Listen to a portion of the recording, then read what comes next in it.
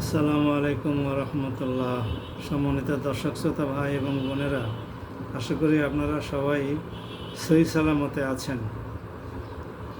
আমি এই পবিত্র রমজান মাসে আপনাদের সামনে ইসলামের 5টি স্তম্ভের একটি জাকাত, এটা নিয়ে সামান্য কিছু আলোচনা করতে চাই। আসুন আমরা জাকাত সম্পর্কে আল্লাহ রাব্বুল আলামিন কালামে পাকের সূরা তওবাতে কি বলছেন। আউযু বিল্লাহি মিনাশ শাইতানির রাজিম, বিসমিল্লাহির রহমানির রহিম।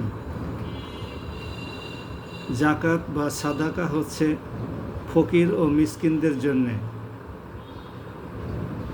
এর ব্যবস্থাপনার উপরে নিয়োজিত কর্মচারীদের জন্য, যাদের অন্তঃকরণ দিনের প্রতি অনুরাগী করার প্রয়োজন তাদের জন্যে, গোলামি থেকে আজাদ করার জন্যে, ঋণগ্রস্ত ব্যক্তিদের ঋণ মুক্তির জন্যে, আল্লাহ তাআলার পথে ও মুসাফিরদের জন্যে এই সাদাকার অর্থ ব্যয় করা হবে। এটা আল্লাহ তাআলার নির্ধারিত ফরজ। আল্লাহ তাআলা বিজ্ঞ, কুশলী। সম্মানিত দর্শক শ্রোতা ভাই এবং বোনেরা, আপনারা এই আয়াতটি শুনলেন। এছাড়াও সাদাকা সম্পর্কে এবং জাকাত সম্পর্কে পবিত্র কোরআনের সূরা আল বাকারার 216, 260 থেকে 63, 271 থেকে 74, সূরা আল ইমরানের 92 এবং 134, সূরা আল আনামের 141, সূরা নূরের 56, সূরা আল ফুরকানের 67, সূরা আর রুমের 39 এবং সূরা দাহরের 8 এবং 9 নম্বর আয়াতে উল্লেখ করা হয়েছে। সূরা বাইয়েনাতেও জাকাত সম্পর্কে উল্লেখ করা হয়েছে। এরপরে আসুন আপনাদের সামনে আমি একটি হাদিস পড়ে শোনাই। হযরত আবু হুরায়রা রাদিয়াল্লাহু আনহু কর্তৃক বর্ণিত, নবী সাল্লাল্লাহু আলাইহি সাল্লাম বলেন, যে ব্যক্তিকে আল্লাহ ধন সম্পদ দান করেছেন কিন্তু সে ব্যক্তি তার সেই ধনমালের জাকাত আদায় করে না, কিয়ামতের দিন আযাবের জন্যে তার সমস্ত ধন মালকে একটি মাথায় টাক পড়া অতি বিষাক্ত সাপের আকৃতি দান করা হবে, যার চোখের ওপরে 2টি কালো দাগ থাকবে। সেই সাপকে বেড়ির মতো তার গলায় ঝুলিয়ে দেওয়া হবে। অতঃপর সে তার উভয় কষে ধারণ করে বলবে বা দংশন করে বলবে, আমি তোমার মাল সম্পদ, আমি তোমার সেই সঞ্চিত ধনভাণ্ডার। এরপর নবী সাল্লাল্লাহু আলাইহি সাল্লাম এই আয়াত পাঠ করলেন।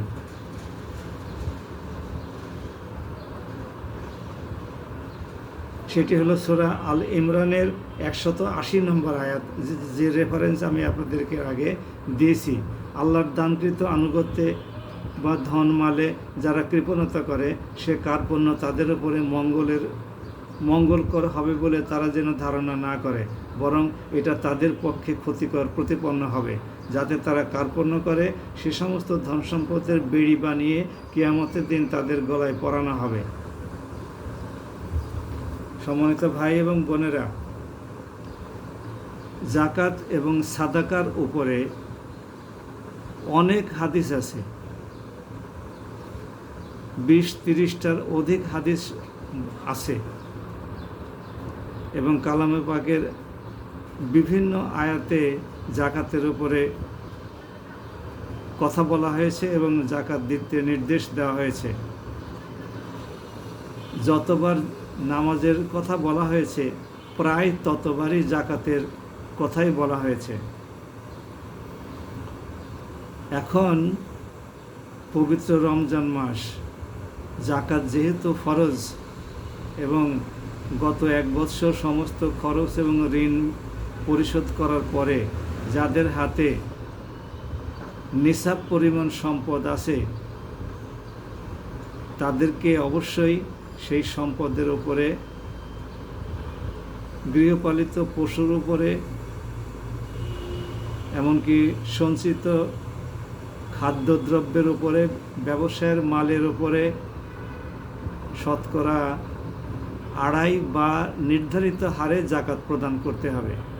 সঞ্চিত স্বর্ণ রৌপ্যের উপরেও জাকাত দিতে হবে।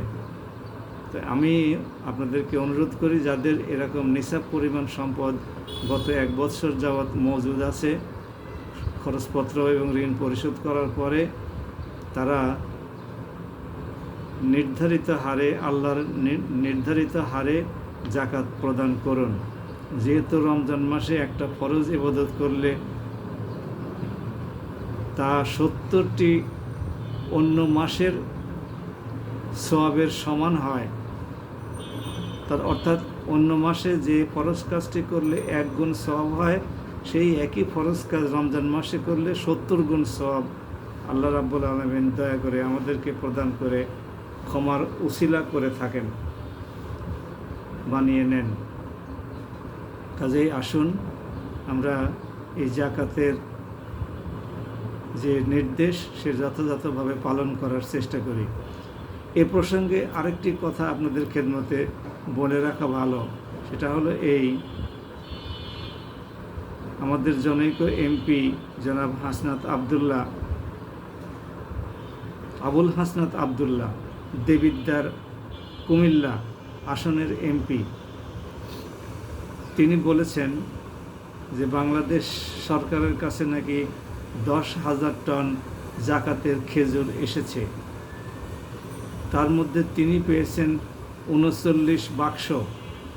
প্রতি বাক্সে যদি গড়ে 20 কেজি করে থাকে, তাহলে তার কাছে 780 কেজি খেজুর এসেছে। প্রতি নির্বাচনী এলাকায় যদি এরকমভাবে 780 কেজি খেজুর গরিব দুঃখীদের মধ্যে এবং আল্লাহর নির্ধারিত যে খাতগুলো আছে, এই 7টি খাতে বন্টনের ব্যবস্থা করা হয়, বিশেষভাবে যারা খেজুর কিনে ইফতার করার সৌভাগ্য লাভ করে নাই, তাহলে কি কোনো নির্বাচনী এলাকায় এমন কোনো গরিব দুঃখী পাওয়া যাবে যারা খেজুর ছাড়া ইফতার করবে? আমরা সরকারকে অনুরোধ করি, জাকাতের খেজুর কোনো অবস্থাতেই যেন সম্পদশালী এবং যাদের উপরে জাকাতের ফরজ নির্ধারিত হয়ে আছে তাদের পেটে না যায়। এটা অবশ্যই অত্যন্ত ঘৃণ্য এবং জাকাতখোর হিসেবে তাদেরকে গণ্য করা হবে। আমরা আশা করি সরকার এই ব্যাপারে প্রয়োজনীয় ব্যবস্থা গ্রহণ করবে এবং হাসনাত আবদুল্লাহর মতো সবার কাছেই জাকাতের খেজুর যথারীতি, আর মাত্র আছে কয়েকদিন, আরও আগে থেকে এটা হলে ভালো হতো, যে কয়েকদিন আছে এই কয়েকদিনের মধ্যে জাকাতের খেজুর যেন পৌঁছিয়ে দেওয়া হয়। অন্তত রোজার মাসে তারা যেন এই জাকাতের খেজুর দিয়ে গরিব দুঃখীগণ ইফতার করতে সক্ষম হয়। আজকে এ পর্যন্তই থাকলো। আমি গতকালকে জাকাতের উপরে প্রায় 10টার মতো হাদিস ফেসবুকে পোস্ট দিয়েছি। আতাউর রহমান আমার এই ফেসবুক ওয়ালটি আপনারা দেখলে সেখান থেকে আরও ইনফরমেশন জানতে পারবেন। আর আমি আজকে কালামে পাকের সূরা তওবার 60 নম্বর আয়াত এবং অন্যান্য সূরার আয়াতসমূহের রেফারেন্স দিয়েছি, সেগুলো থেকেও আপনারা জাকাতের নির্দেশনা সংক্রান্ত তথ্য পেতে পারবেন। সুতরাং আসুন আমরা আল্লাহর নির্দেশিত পথে এবং নিসাব অনুযায়ী জাকাত দান করি। আল্লাহ আমাদেরকে তৌফিক দান করুন। ওয়া মা তৌফিকে ইল্লা বিল্লাহ। আসসালামু আলাইকুম ওয়া রাহমাতুল্লাহ।